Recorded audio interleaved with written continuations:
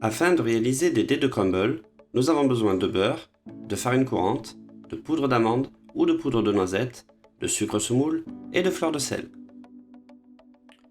La fleur de sel, présente dans le crumble, n'est pas obligatoire, mais elle va rehausser les saveurs et apporter quelques notes de sel intéressantes. La pâte à crumble est une des pâtes les plus sèches car son hydratation est infime. En effet, elle ne contient que l'humidité présente dans le beurre, c'est-à-dire en définitive très peu. Le secret du crumble réside dans un sablage prolongé de tous les ingrédients ensemble jusqu'à l'obtention d'un sable grossier. Toutefois, nous réalisons ici des dés de crumble. Nous allons donc prolonger le sablage jusqu'à formation d'une masse dense et compacte. Nous dérivons ainsi l'usage de la pâte à crumble pour réaliser une finition spécifique. Pour cette recette, nous avons utilisé du sucre semoule, mais on aurait très bien pu utiliser du sucre roux, qu'on appelle aussi le sucre cassonade. Pour mes mots, le sucre est issu de deux plantes dites saccarifères, la canne à sucre et la betterave sucrière. On peut donc observer la formation d'un sable grossier non homogène, et c'est exactement ce que l'on recherche. Des morceaux de différentes tailles afin d'apporter de la mâche et de la texture. Le sablage grossier obtenu, il faut maintenant prolonger cette opération jusqu'à la formation d'une pâte dense et homogène.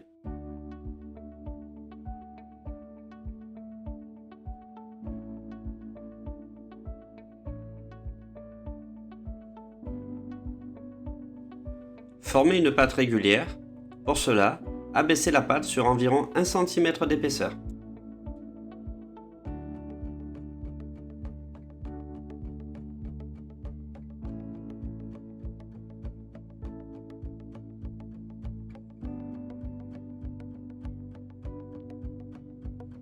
Aidez-vous d'un papier cuisson afin d'obtenir de beaux angles droits. Une fois la pâte réalisée, entreposez-la en cellule de refroidissement ou dans un surgélateur afin de la tailler bien froide.